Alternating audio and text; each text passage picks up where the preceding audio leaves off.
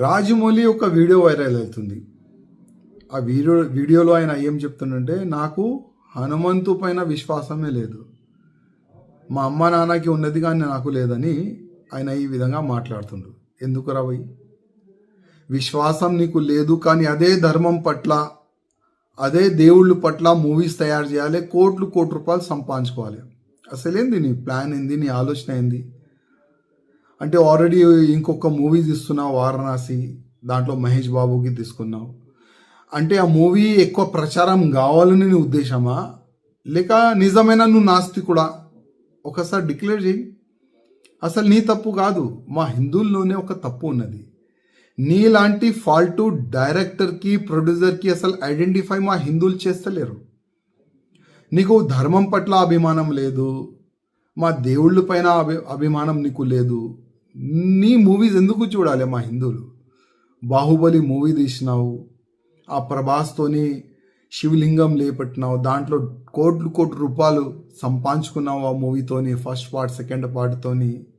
మళ్ళా మా హిందూ దేవుళ్ళ పైన నీకు నమ్మకం లేదు. మా హిందువులకి ఒక మాట చెప్పాలంటున్నా, ఇది ఈ రాజమౌళిది ఇది ఫస్ట్ కామెంట్ కాదు. గతంలో కూడా భగవాన్ శ్రీకృష్ణ దాసులు అంటే ఉంటాయి కదా, 16,000 దాసులు కాదు లవర్ అని ఈ విధంగా ఆయన గతంలో కూడా కామెంట్ చేసిండు. మళ్ళీ నాకు రాముడి పైన విశ్వాసం లేదు, రాముడి స్టోరీ బోరింగ్ స్టోరీ అని కూడా ట్వీట్ కూడా గతంలో చేసిండు. ఇప్పుడు హనుమంతు పైన కామెంట్ చేసిండు. నా హిందువులారకి ఒక నివేదిక చేస్తున్నా, ఇట్లాంటి ఫాల్తూ డైరెక్టర్, ఫాల్తూ ప్రొడ్యూసర్ పైన కంప్లైంట్ ఇవ్వండి. ఇట్లాంటి వ్యక్తులకి జైల్లో పడేస్తే అర్థమవుతుంది. హిందూ దేవుళ్ళ పైన కామెంట్ చేస్తే అసలు ఏమవుతుంది నా గతి అని ఈయనకి అర్థమవుతుంది. అదేవిధంగా ఈ ఫాల్తూ డైరెక్టర్, ప్రొడ్యూసర్ తీసిన మూవీ ఎవరు కూడా చూడకండి. మనం చూస్తాం కోట్ల రూపాయలు, 100 కోట్ల రూపాయలు, 1000 కోట్ల రూపాయలు ఈయనకి సంపాదిస్తాం. అందుకోసం ఈ నాస్తికుడు మన ధర్మం పైన ఏ నోరుకొస్తే అది కామెంట్ చేస్తుండ్రు.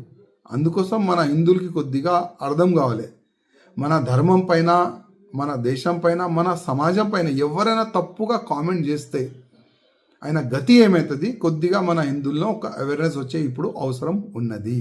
అసలైన తొలి వెలుగు. ఫాలో వాట్సాప్ @తొలి వెలుగు అఫీషియల్.